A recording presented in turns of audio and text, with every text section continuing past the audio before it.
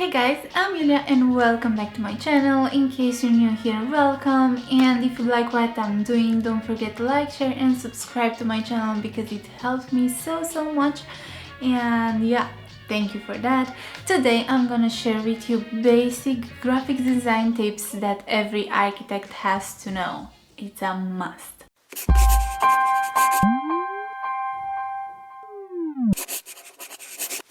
Okay guys, so going through architecture school, going through my undergraduate studies, I always struggled when it came to doing my portfolio, presentation boards, because I didn't know where to start, what font to use, colors. It always looked random and messy and I didn't know why.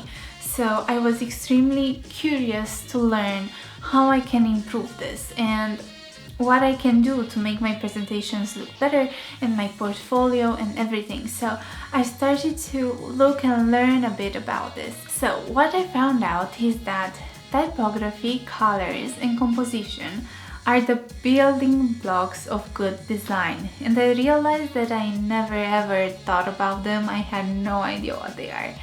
And yeah, that's what it was missing. That's why my portfolios and everything looked so messy and so bad, and the text was huge and the colors didn't go together because I never thought about any of this when I was creating my presentation boards, my portfolio and so on. But there is another thing that is massive and it usually goes unnoticed, and that's grids. Grids help you organize your file. There are so many types of grids, you don't have to know the name for them, but you should recognize them, especially when you're trying to organize your file. It's going to be extremely useful. So I'm going to show you a few examples of how you can use these grids and how are they organized and so on. So manuscript grids are used for documents that have loads of text. What it means is that it has the text in a big box. We have column grid that it's usually used for magazine and blogs because it helps the reader read through the document more easily. And then we have the modular grid. You can probably recognize this one from the iPhone, when you're turning on your iPhone and you can see how everything is organized, or when you go through Pinterest or when you go on Instagram, everything has this modular grid. And then we have the baseline grid, where you are basically writing in lines, just like you're writing in your sketchbook, notebook, whatever. And you have another grid where you're using a hierarchy. Basically, the biggest one is on top, and then a smaller one, and then a smaller image, and smaller and smaller, and so on. You've probably seen this one in newspaper and things like that. So, as I was saying, grids are a lifesaver, especially when you're trying to put together your portfolio and you want the whole document to have the same feel and to feel a bit more balanced. And you want to have the same page arrangement through your whole document. Grids are amazing and they're extremely useful, and this is the tool that you must use when you're creating your portfolios. The next most basic thing that every architect must know is colors. We can talk about colors for ages, and this is what annoyed me when I was trying to find tips for architects and how to do their portfolios.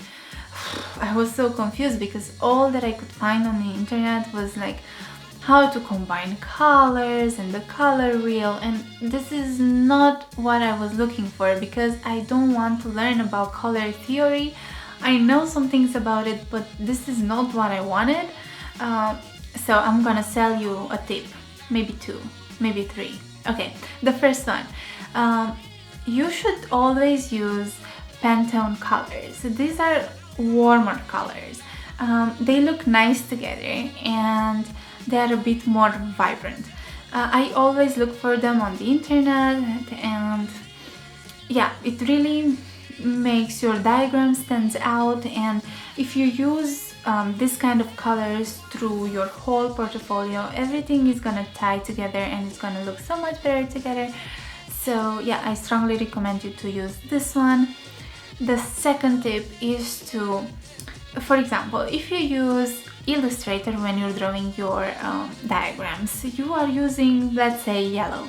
when you click on that yellow, Illustrator is going to suggest you a few other colors that are complementary colors to your yellow, and they always go together and they look nice together. So if you're going to use the suggested colors from Illustrator, your diagrams are going to look pretty dang good.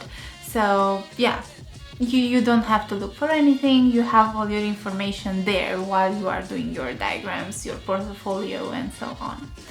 And the last tip, this is something that I do sometimes as well, when I don't know what kind of colors I want to use and I'm a bit confused, I always like to go on Pinterest and look for color palettes. For example, I know that I want to use a certain blue, but I don't know what colors go with it and what colors look good together. So I like to go on Pinterest and find some color palettes that are really nice. And yeah, it's extremely useful. So at the end, when I'm looking at my diagram, when I'm looking at my portfolio, it looks amazing and it looks put together, and yeah, it's just perfect. And this is what I wanted, not color theory as I used to find on the internet. Okay, the last but not least, fonts. Oh my god, I struggled with this one so much. I didn't know what fonts to use. Everything looked wrong. I used to use fonts like the ones in New York Times, and I was like, really, this doesn't go really well with my architectural things. This is not proper. So yeah, I struggled to find fonts, but now I'm gonna be your lifesaver and I'm gonna share with you my top 3 fonts that I usually like to use. I don't like to combine more than 2 fonts at once because it looks bad. And this is another rule from graphic design, so never combine more than 2 fonts because it's bad. Okay, so 3 fonts that I like to use. 1, Futura. I'm not sure how to pronounce it, but I'm gonna write it here. The second one is Roboto. This is the one that I like the most right now, and the one that I used to use during university is Helvetica. So these are the 3 fonts that I usually like to use, and I strongly recommend you to use them as well because they're quite simple and they look really nice when you're using them through your portfolio, and it's gonna look put together, simple, nice, because less is more, as always. Also, another thing that is extremely important and you should take into account when you're doing your portfolio is that depending on the size of the page, for example, if it's A3 or if it's A4, you should change the font size. Don't make it huge. This was my problem in my first year.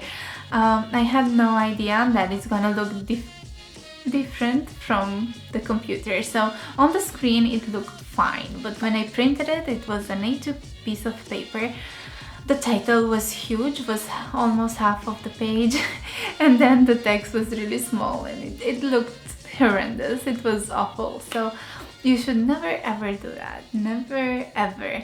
And also for images, be sure that they are all over 300 in resolution, because that's extremely important again. So yeah, please don't do the mistakes that I did when I was in my first year. Never ever, please.